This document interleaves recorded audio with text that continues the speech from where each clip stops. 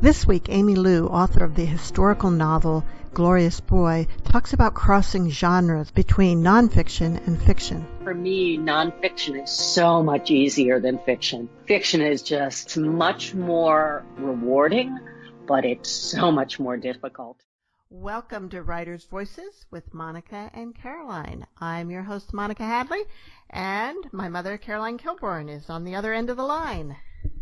Yes, I am. I'm here. Yay! And fortunately, even though we're, still quarantined, it's a beautiful day outside. We get to get outside a little bit. And... Yes. Yeah. Indeed. So, beautiful Mom, to see the sunshine. Oh, yeah. Mom, why don't you introduce our guest today? Okay, my pleasure to do that. Our book today is Glorious Boy, and it is written by Aimee Liu, and she is the best-selling author of the novels Flash House, Cloud Mountain, and Face, and memoirs Gaining the Truth About Life After Eating Disorders and Solitaire. Her books have been translated into more than a dozen languages, published as a Literary Guild super release, and serialized in Good Housekeeping. She received a Barnes & Noble Discover Great New Writers Award, a Bosque Fiction Award, and special mention in the by the Pushcart Prize. And she has she holds an MFA in creative writing from Bennington College, and is on the faculty of Goddard College MFA in creative writing program at Port Townsend, Washington. She lives in Los Angeles. And this book is very interesting, and it joins one of the many written by authors around the world about the Second World War, the end of the Second World War. And welcome to Writers' Voices, Aimee. Thank you so much. I'm delighted to be here. So, Aimee, the Glorious Boy, it is about World War II, or events around World War II, but it's a little different than most World War II books we read. It's not set in Europe. It is not focused on kind of battles or underground resistance so much. Tell us a little bit about the setting and why you chose this setting. This setting is probably the most fascinating place I've ever learned about in my life. It's the Andaman Islands is an archipelago that is off the coast, about a couple hundred miles off the coast of Burma, and it used to be part of the British India during the Raj, and it is currently, most of it is held by the Indian government now. And it was, during the war, it was the farthest west that the Japanese got. It was their westernmost occupied territory during the war. But it also is home to indigenous tribes that date back 60,000 years. And it is this collision of cultures. It's really remarkable because during the British Raj, it was used as a penal colony for freedom fighters, the Indians who fought for their independence from colonial rule. They got arrested for mutinying against the British and were sent to this penal colony in the middle of the ocean. And there was a British colony abounded there because they needed British administrators to oversee the convicts. And over time, that little colony in the town of Port Blair grew into kind of a strange mix of civilians and convicts and British colonial administrators and plantation owners who were going out and felling these primeval trees in the island and growing coconut and other things like that.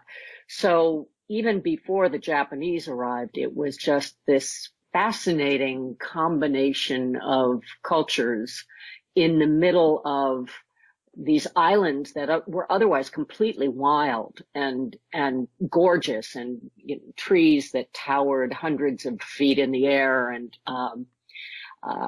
rainforest, and these indigenous tribes deep in the forest that were uncontacted and unstudied. So that was when I discovered all this history, I was just hooked. And how did you discover this? Because I've certainly never heard of these islands. It was a chance meeting with an anthropologist's wife who had just come back from the Andaman Islands. They had been closed to foreign visitors until the 1990s. And she was one of the first foreigners. She and her husband, the anthropologist, had gone there because they'd heard about these indigenous tribes in this remarkable place. And she just happened to come to a book reading I was giving for one of my earlier novels. And I mentioned that I was interested in writing about India, and she piped up that this was the most interesting part of India that she'd ever heard of. And that was the beginning. More than 20 years ago, I heard about it. And so it lingered in the back of my mind for years before I found the story that really belonged there.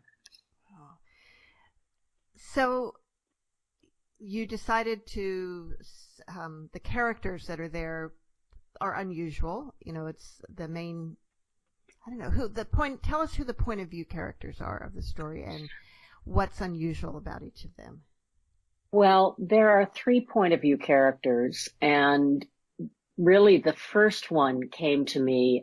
She's a young local girl who lives in the island, and she is extremely attached to the little boy who is the glorious boy of the title, who's 4 years old, and he's the son of the civil surgeon, the doctor of the colony, and the doctor's wife, who is an aspiring anthropologist who's interested in studying the tribes. But the little boy is mute, and his muteness, inexplicable because otherwise he seems perfectly well and healthy, is a source of tension and jealousy within the family, because the only person who can easily communicate with the child is this young girl who is taking care of him. She's basically their nanny. And these the 3 point of view characters are Nyla, the young girl, and Claire, the mother, and Shep, the father.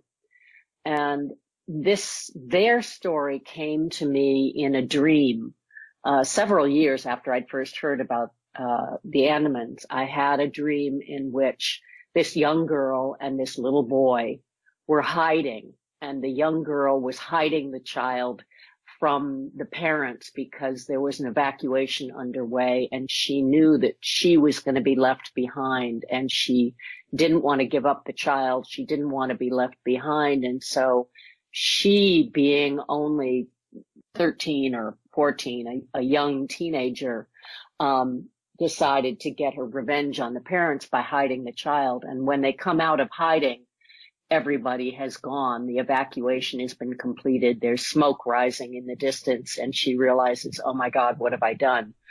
And so that was a dream that I had that woke me up in the middle and sent me to my dad to start writing. Yeah. Wow. At that point, I mean, I had the sense that I wanted it to be the Andamans, but I didn't know the whole World War II history of the Andamans, and I hadn't been to the islands.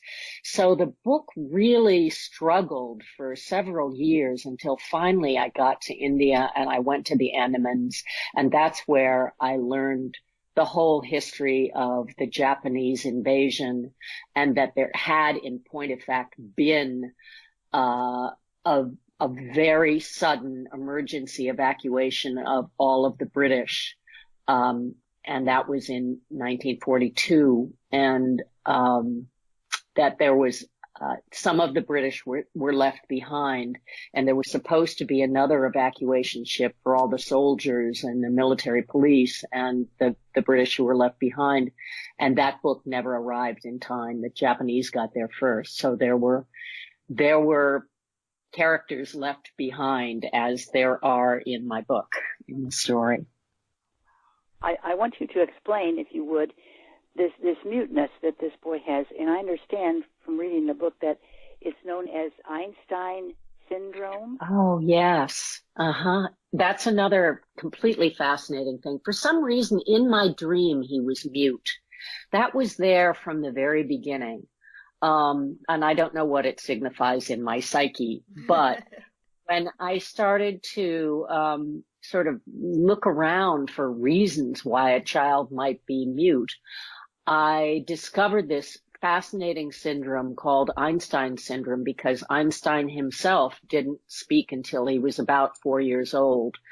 And it is something that happens with extremely brilliant, creative, certain people. Lots of physicists have this condition, lots of composers, musicians, very, very complex thinkers. When they're babies and little children, I think that they think, nobody knows for sure, but they think that their minds are so working in such interesting ways that parts of the brain are developing before the speech centers.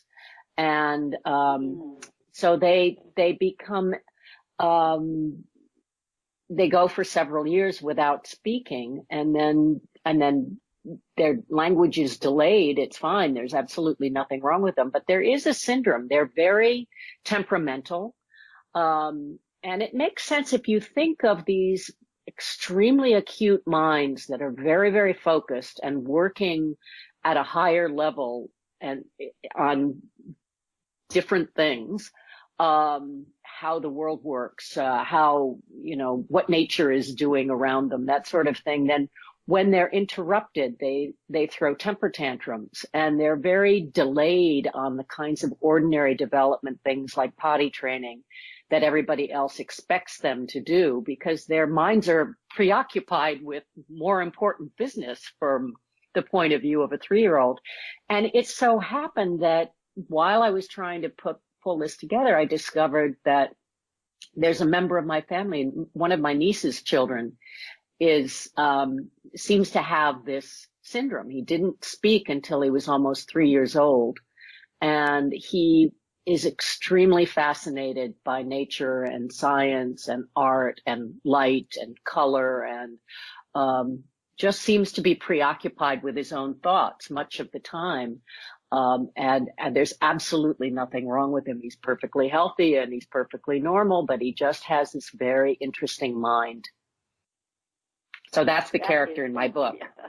Okay. Yeah. That's extremely, that whole thing is extremely interesting to me, because, you would think that if a child has all these interests, they would want to tell everybody about them, Yeah. And instead of being mute about it. I mean, that's just, I don't know. So it's extremely interesting. Yeah, really. It is. And we still don't know very much about it. And it's complicated, as you might expect, because when children don't speak, there's fears of autism and or being on the spectrum. And certainly you can't say that just being mute is a sign that you have Einstein's and that there's nothing to worry about. But it is a possibility that there is nothing wrong at all. So it's important that parents get their kids checked out and tested, and make sure that if they're worrying, they're not worrying unnecessarily. And one of the complexities for the characters in my story, of course, was that Ty is born in 1937. So there was no speech therapy back then, and there certainly wasn't any speech therapy in the Andaman Islands in the middle of the British Raj. So these were two parents who were marooned, in this very strange place, and really without any kind of understanding of how to deal with this child. And it just so happened that there was this young girl who bonded with him and had an intuitive relationship with him. And that was a source of great jealousy and strain within the family. You're listening to Writers' Voices with Monica and Caroline. Our guest today is Aimee Liu, author of Glorious Boy. And of course, to complicate matters even more, the native tribes on that island had a wordless language and ability to communicate without words as well. And Claire, as the mother and a budding anthropologist, was trying to understand them and learn that language or how they communicated that way. Is that accurate? Do the tribes on the Andaman Islands actually have that way of communicating, or is that something that you created? No, I think that is true of most indigenous tribes, actually. Sadly, the tribe that they are based on is virtually extinct at this point, as most of the tribes in the Andamans are. They, like many of our native populations, they started to be wiped out as soon as the white man appeared with their diseases and their, abuse and, their violence. But the Bia tribe that this is based on were there, into the 30s. And, their survivors, the few remaining survivors, are still there on the islands. And for example, these are the tribes that we heard of during the 2004 tsunami, who managed to get word to all of their people to get to higher grounds when the tsunami came in.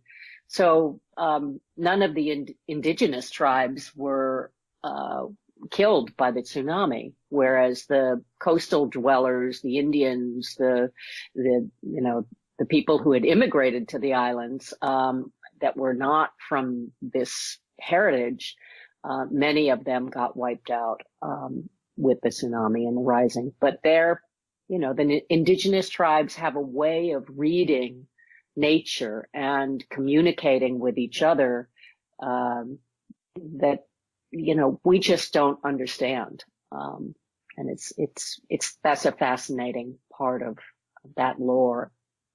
Twins often have a secret language too, yes, that they communicate, don't they, with one another? Yep. I've heard that. Yeah. That is interesting. And also, Claire had this tremendous respect for the Bia tribe who could do that, and yet wasn't sort of able to accept this similar way of communicating with her son and Nyla as normal. Yeah. She had trouble with that. Well, it's not that. I think she did have trouble with that, but I think what the real problem with Claire and Ty was there was an attachment problem from the very beginning. And one of the aspects of this book that I hope will resonate with a lot of women who read it, mothers who read it, is this sense that she had these bigger goals that she was really wedded to. She wanted to make a name she wanted to do more interesting things. She was very, very young. She was only 22 when she was swept off her feet by Shep and went to this place. And the reason that they had a whirlwind romance and got married and went to the Andamans really was that he'd been assigned there as a doctor, and she kind of hitched herself to him because there were these tribes that she would get to study, and she was enthralled by Margaret Mead. And, before they even landed, she was pregnant. And, so she had this baby who was a difficult, challenging, different baby. And she found it difficult to attach to him, that bonding didn't happen.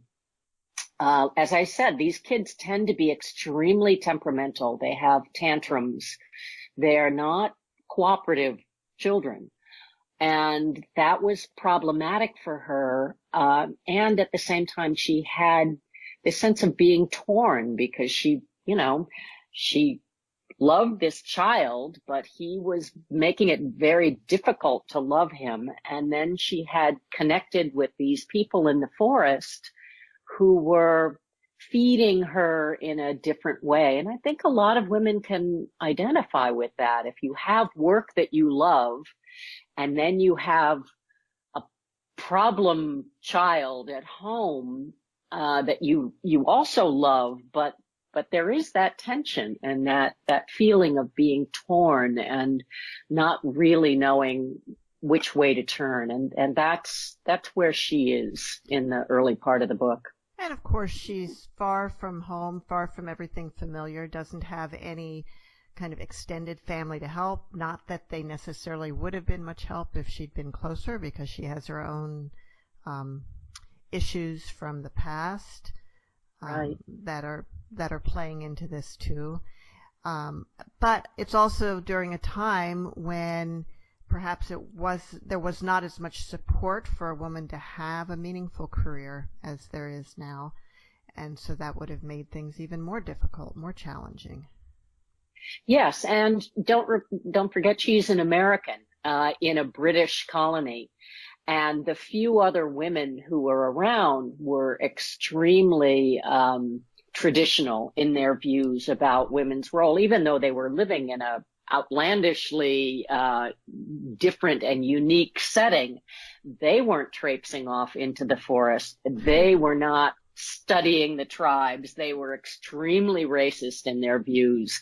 And she was extremely modern in her views. So she wasn't getting any help or support from them. There's a lot of a story that falls on the cutting room floor when you're in the final stages of writing the book. And I did have quite a bit about her relationship with the other British wives in the colony. And for better or for worse, a lot of that ended up, in my head, but not necessarily fully in the pages. I was going to say, I don't remember reading much about that, about these other women. Yeah. But I tried to allude to them without going into detail. Yeah. Okay. And then there's Shep, the father, who, what made you decide to have him have been raised in China? Well, that's my father. My father was raised in China, and I have, I've written two books that are set mostly in this straddling of worlds between China and America. And so I have his story in me, and I just found it an interesting parallel that he goes back and forth, and he was raised in that era where the book Kim, Rudyard Kipling's book Kim, plays a fairly large role in his story. And I found it fascinating to compare the whole British colonial aspect in China and the British colonial aspect in India. There are many parallels, but there are also many differences. And so I enjoyed playing with that in his case. And he really didn't have a good relationship with his family, and he really didn't have any support from them. And his character is very much twisted by his early life, and especially his relationship with his father, who was And when you say he, you're referring to Shep, not your father. To Shep. Yeah, Shep. Yeah. Absolutely, Shep. Yeah. But he comes from my father, but he's definitely his own character, his own unique character. How, I don't know as much about the British colonialism in China as, I think I've heard more about India because of Gandhi and so forth. How did the Chinese get the British to leave? Well, it all ended up with World War II, basically. World War II was pretty much the end of colonialism in Asia. Lots of evacuations. The Japanese beat them, and that was pretty much the end of it. So the Japanese kicked them out, and then the Japanese persecuted the Chinese. Yes, and that's in this story too. The Indian freedom fighters, many of them welcomed the Japanese because they saw that they viewed the Japanese as their Asian brethren, and the Japanese at the time fed that illusion. So that in this story, when the Japanese land, a lot of the local Indians who have been descended from convicts or were themselves freedom fighters welcomed the Japanese with open arms. And, historically, much of the history about the Japanese invasion and occupation in this book is historically accurate. So within 48 hours of the occupation, the Japanese were basically raping and vandalizing and executing the locals in order to assert their control over them. So it really didn't take long before the illusion of Asian brethren was turned on its head, unfortunately. Yeah, Asia for Asians. Mm-hmm. Mm-hmm. You're listening to Writers' Voices with Monica and Caroline, and our guest today is Aimee Liu, author of Glorious Boy. Aimee, why don't you read a little bit from the book? Okay. I would be happy to. I selected a passage which is when Claire and Shep are first arriving in the Andamans. So it'll give you a sense of the setting and hopefully a little bit of foreboding about some of the issues that are to come. They're on the ship approaching the archipelago at this point, and they've really only known each other for a few weeks because their romance was such a whirlwind. But this is like very, very intimidating in some ways and very romantic in others. First, a small, uninhabitable pincushion of palm trees appeared on the turquoise sea. Then a massive green monolith rose behind it, like a waking dinosaur. The behemoth's coat of forest green undulated, dense and vast as a creature in its own right, a creature intent on driving the slender white snake of beach back into the ocean. This was North Andaman, the top of the island chain that would terminate for them in the south at Port Blair. "There's no one there," she said, stunned by the confounding shimmer of beauty, humidity, and primeval heat that seemed to pulse from shore. "No seeums," Shep quipped, but his heart wasn't in it either. Claire gripped the bulwark, fighting a spasm of nausea.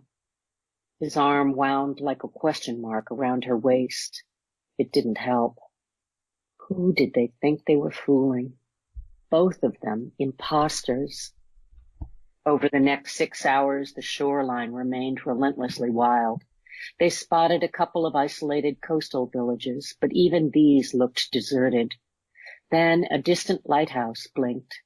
Atop a bluff beyond, a regimental block of concrete rose, spiked with gleaming antennae. "There!"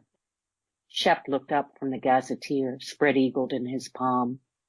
Hope and relief cracked his voice as he pointed to the outer bank of Ross Island, their new home. The hillock stretched like a long green breaker at the entrance to a harbor that abruptly bristled with boats. A mirage is how Claire would record this first impression. A miniature replica of a world she thought she'd left behind. A dark Gothic church with a soaring steeple. The semblance of a town square and parade ground. Victorian houses along the ridge with gabled roofs and wide verandas, pale gingerbread trim. The colonial residents themselves were scarce, but small brown figures in white uniforms appeared and disappeared among the towering shade trees.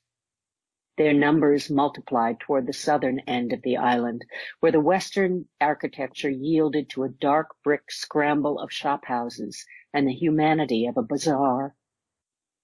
The Hindu temple on the waterfront resembled a multicolored stack of lifesavers. The Ross Cantonment was the seat of British power for the entire Andaman archipelago. But to reach it, they had first to continue across the harbor to disembark on the so-called mainland, where Port Blair proper stretched like a lizard's claw out of the forest's interior. There, whitewashed bungalows like those throughout India ranged along the slopes, and high on the lizard's outermost knuckle stood an imposing fortress with rose-colored crenellations. The cellular jail, Shep said. Claire gazed up at the pink castle walls. Inside, reputedly, the Raj's most hardened convicts sweltered. By design, the whole port functioned as one vast concentration camp. But since the inmates' dominant crime was their will to fight for independence, Claire felt far more disgust for their British overlords than she did any fear of the prisoners themselves. The anxiety playing across Shep's face told her he'd been dreading this reckoning as much as she'd been refusing to think about it. He was now working for those overlords, after all, and she was their subject by marriage. It's strangely picturesque, she offered. Maybe things won't be so bad. As if in confirmation, travelers' palms waved like giant hands, welcoming them to Phoenix Bay Jetty, where the mood seemed downright festive. There, Europeans and Indians and everything in between, soldiers, civilians, and Pukka Sahibs, barefoot Indian and Burmese women wearing scarlet, turquoise, and canary yellow, called to arriving passengers. Children and pie dogs scuttled around waiting rickshaws. Cries of "Chow" and "Boy" skittered across the harbor.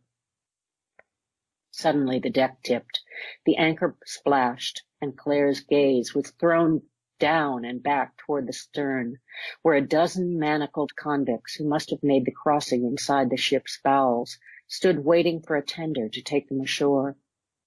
A single voice had begun to chant, "Inchalab Zindabad! Inchalab Zindabad!" The others took it up. "Long live the revolution!" Claire and Shep had heard this and other nationalist slogans rising in the distance and behind closed gates during their week-long stopover in Calcutta. But this one now was chased by the sickening thwack of bone and flesh and wood. The victim screamed as the others fell silent. A rear gangway lowered. The prisoners shuffled onto the bobbing tender, prodded by their armed guards. Shep took hold of Claire's elbow. She heard his voice climb. "Steady on, darling. No apologies, no regrets." It sounded like a plea.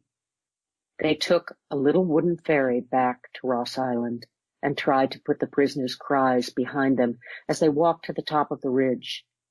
There they landed in front of the low red gate to the civil surgeon's bungalow. Shep flipped the latch, and they stepped through to a vivid green lawn ringed with coconut palms, birds of paradise, flaming heliconia, and orchids of every description.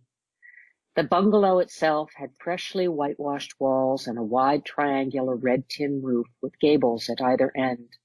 A deep columned veranda ran the length of the house, overlooking the sea. It was late in the afternoon. Thick stripes of jade-green ocean laddered to meet the sky. The air had a queer golden vitality, like jazz music made visible. "We're home," Shep said, as if testing the gods. "We're home," Claire answered, taking his hand. "Welcome to paradise, my love." You certainly have a way with details, I will say. Thank you. Paint a picture. And thank you, Aimee, for reading from Glorious Boy.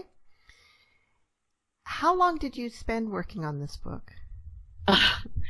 Well, from that first dream that set up the story until now, that was 17 years. Okay. So, on and off, not consistently or continuously, but I had lots and lots of different iterations. As I said, when I started, I didn't know the World War II history, so I spent a long time trying to, kind of concoct a false history of the islands that might have taken place in the 1980s. And that just really it just didn't get off the ground. It wasn't until 2010 that I actually went to the Andamans and I discovered a bunch of books that were local. Were not available anywhere else in the world. I had to go there in order to get my hands on them. And they really laid the whole story out for me when I got all of this detailed history about the Japanese occupation and what life had been like on Ross Island. Just for ordinary people to live there. That's when I finally was able to really get going and start writing the book. So I would say, that was 10 years ago now. Okay, that makes sense. I was wondering how you researched life on these islands. What was available, where was it available? And you just answered that not much until you actually went to the islands. That's exactly right. There was hardly anything. There's more online now, but of course, when I started this back in 2003, there wasn't much of anything online. We were all just getting accustomed to the internet in those days. Right. So now it's, we used to having everything at our fingertips, but 20 years ago, that wasn't the case. So, and this very, very local, these were books and pamphlets, written by, people who literally had grown up on Ross Island in the 1930s.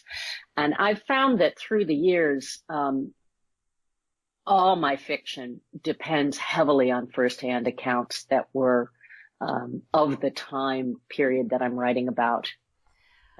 Where did you actually find them? Was there a library or a museum, or how did you find this material? Well, I had just this fabulously generous, wonderful guide.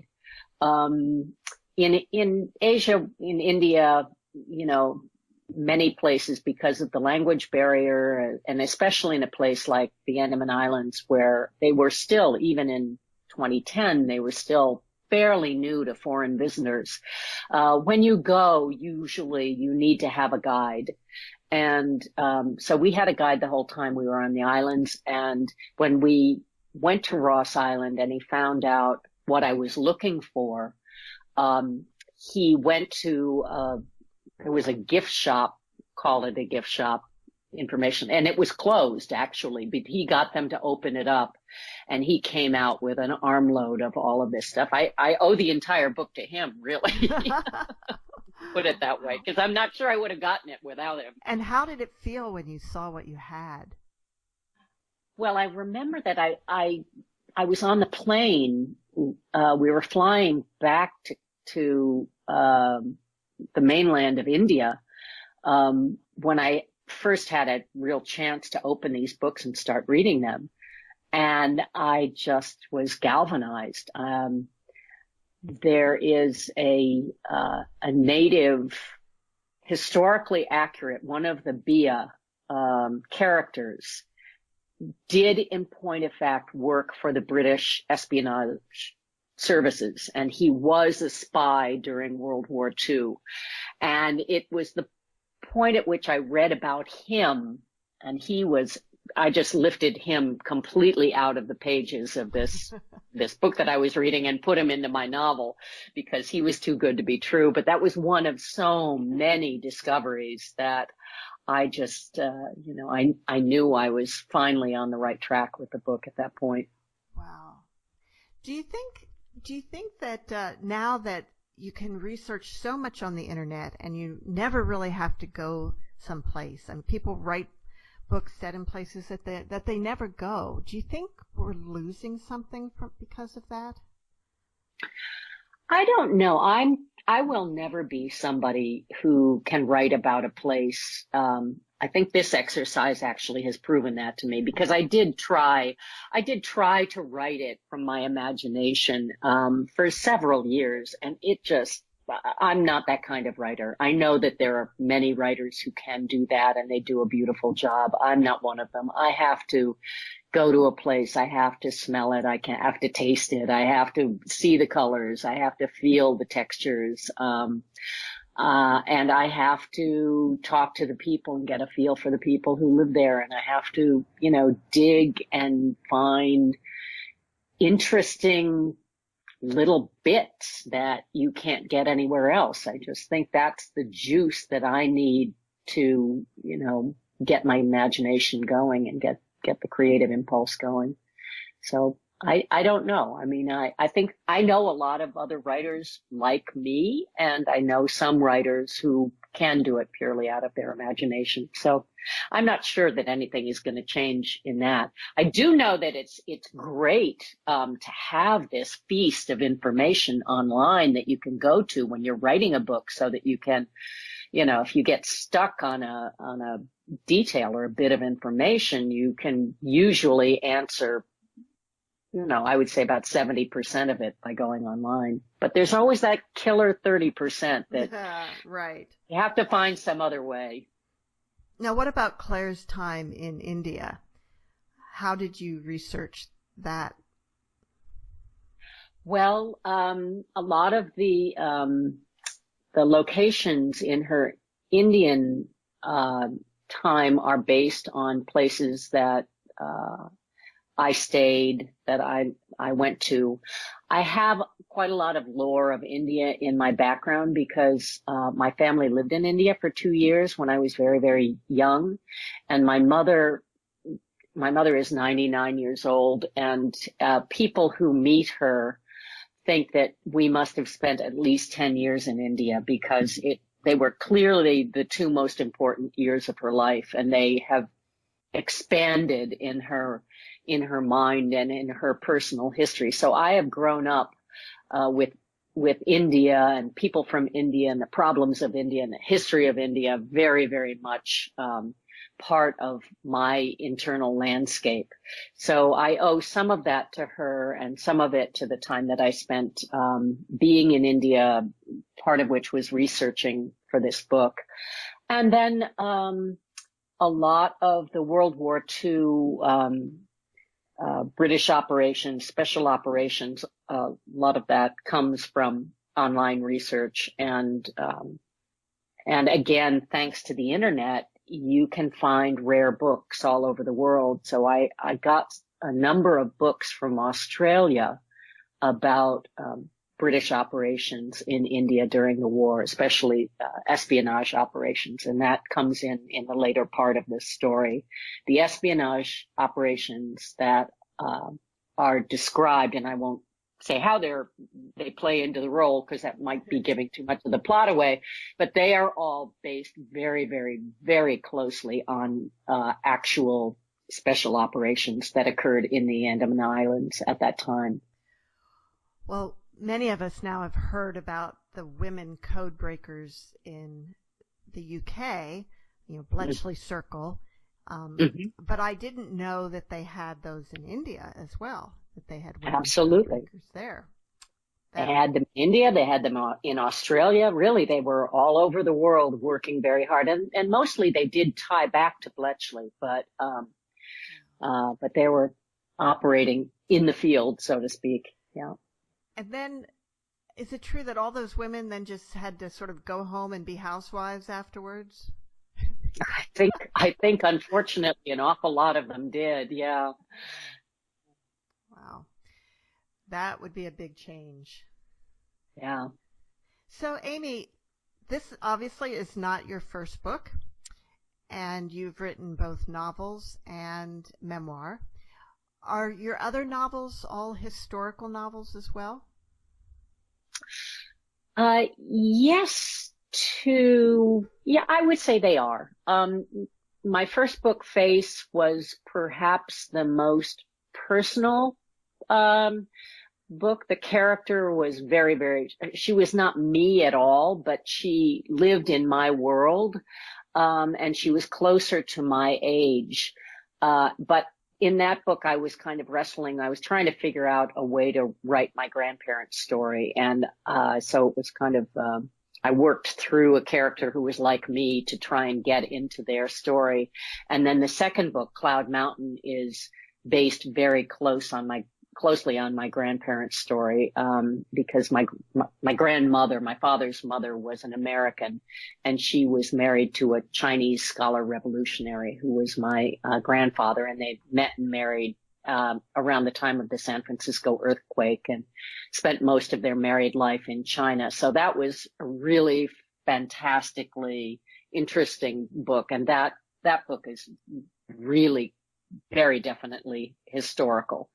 To the extent possible, it's based on their actual life story, and where I departed from their actual life story, I based everything else on the history that surrounded them. The book that followed, Flash House, is much more of an invented story. The plot is completely invented, but it also is historical in terms of reflecting the history of India and the far western reaches of China immediately after the war, during the Cold War, and some of the espionage stuff that went along there. So, yeah, I guess I am a historical writer, without ever having been officially a historian, but But you must love history. I do. And mostly what I love are those firsthand accounts of people who lived extraordinary lives that nobody's ever heard of. And I love fictionalizing based on those, whether they come from my own family or books that I read. We have some great family resources like that too. Letters, troves of letters from the 1800s, and my goal is someday to actually go through all of that. Mom and I started a while ago, didn't we, Mom? Yeah, we did. We kind of got it. We got to get back to that. Yeah, right. Yeah. You're right. Yeah. Yeah, you could probably write a book about it too. Well, Absolutely. yeah, the one, Aimee Liu, I've talked about this before. We have these letters from a Civil War soldier, who was like on a hospital ship in the Bay of Vicksburg during the Battle of Vicksburg. Wow.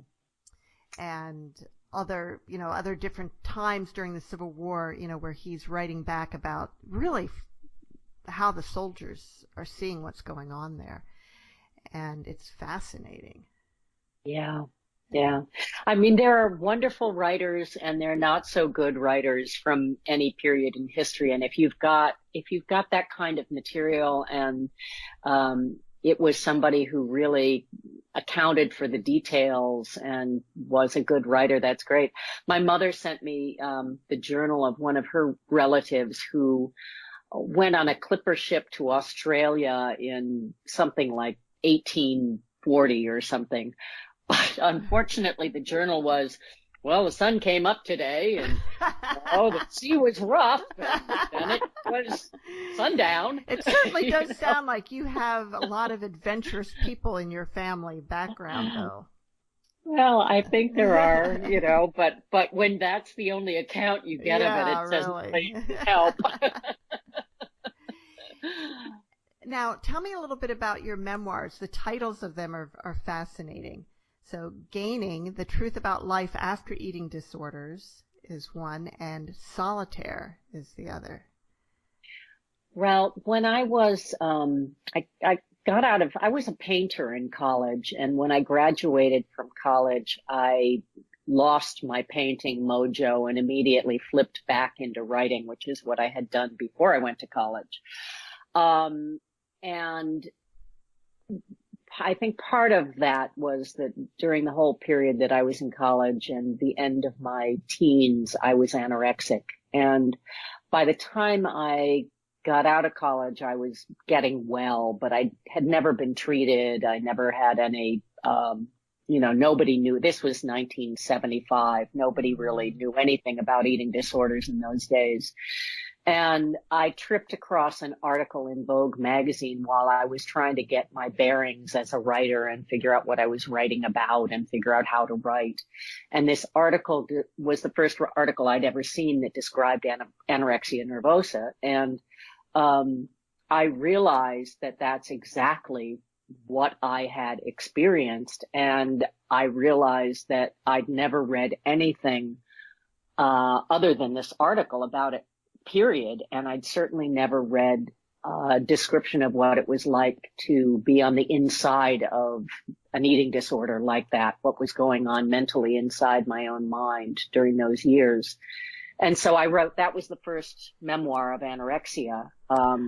And that was published in 1979. So that was my first book.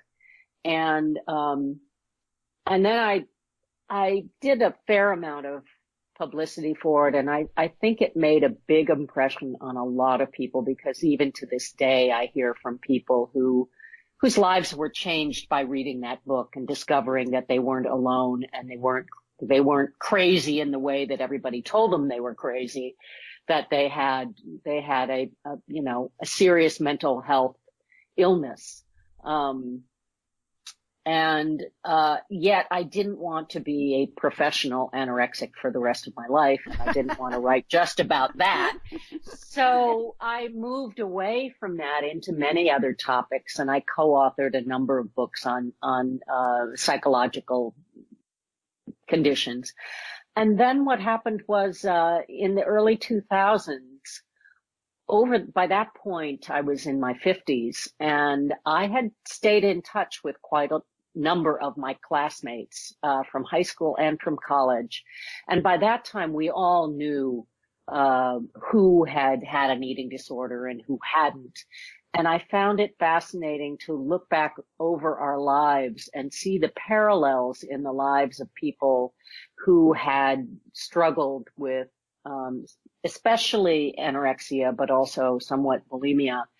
And some people had kicked it completely, and some people had not, but everybody had what I came to call the half-life of eating disorders that kind of threaded through their ordinary lives, and it affected their parenting, it affected their marriages, it affected their relationships with work and career, certainly their ongoing relationships with their bodies, and food.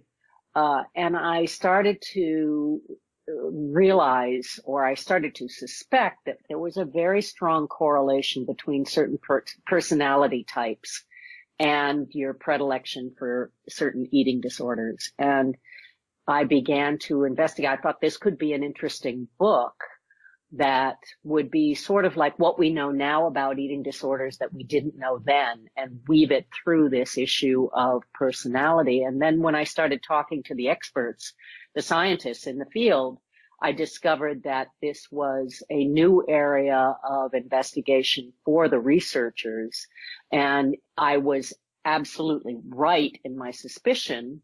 And they were just starting to get the data to confirm this and look at how certain innate qualities that are basically genetically controlled set certain people up for eating disorders, while they leave other people extremely unlikely to develop an eating disorder. So at that point, again, I was on to something that no one had ever written about before for a lay audience.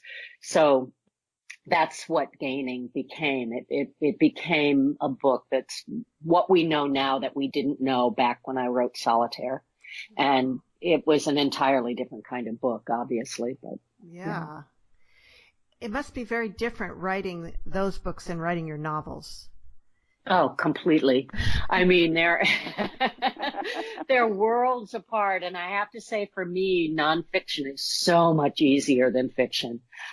Fiction is just, it's much more rewarding, but it's so much more difficult. It's no comparison. Wait, nonfiction is much easier than fiction?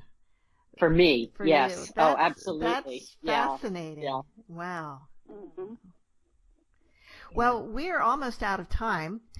Just a little bit. This book comes out in May, I believe. Glorious Boy. It comes out a week from, on May 12th. On May 12th, okay. On May 12th. And yes. You had a whole list of appearances lined up. Are any of those actually going to be happening, do you think? I'm afraid not not probably physically happening, but virtually almost all of them are being transferred. So that's good. hopefully I will be able to meet everybody. So far, only one of them that I know of has been officially canceled, and that was going to be in Washington, D.C., and I'm sorry about that. But everything else looks like it's going to be taken into cyberspace. And how has publishing, are books being published, or are they being pushed back? Are they staying on schedule? Do you know? It's all over the map. Some books are being pushed back, and we wrestled with that decision on Glorious Boy and finally decided to keep it now because people need books. People are reading more than ever. The book industry is figuring out ways to get physical books to people, and also many people are reading digital versions, in e-books. Yeah. And also going to be, I do have some friends who have pushed their books back like to July and August, but I'm afraid there's going to be a glut of those books at that point, and there's going to be much more competition for attention. And to be brutally honest, we don't know whether we're all going to be out. We don't know whether it'll be any better to release a book than it is. Yeah, so. That's for sure. I know I was just mainly concerned about the physical books, whether they're actually able to print them, actually able to distribute them. I know that the publicists who send me books are having trouble with physical copies. They're saying, can you do a digital version, which works fine for me. It's a little trickier for Mom. So, so our world's changing, but we'll come out of it with a new and better world, I hope. And certainly, compared to what happened to your characters in Glorious Boy, we're not doing too badly. Exactly. Also, just to put in a plug for bookshop.org, if your listeners don't know about bookshop.org, it is the way that you can order your books, and they give money back to independent booksellers. So you'll be supporting your local bookseller if you order books online through bookshop.org. That is great. Great to know. Well, thank you so much for being with us, Aimee. And Mom, do you have some closing words? Yes, I do. You know that we've interviewed several authors that have written books about the Second World War and its things, and so I just want to say that when the power of love overcomes the love of power, the world will have peace. It's beautiful. Thank you. Thank you, and thank you all for being with us, and see you next week on Writers' Voices.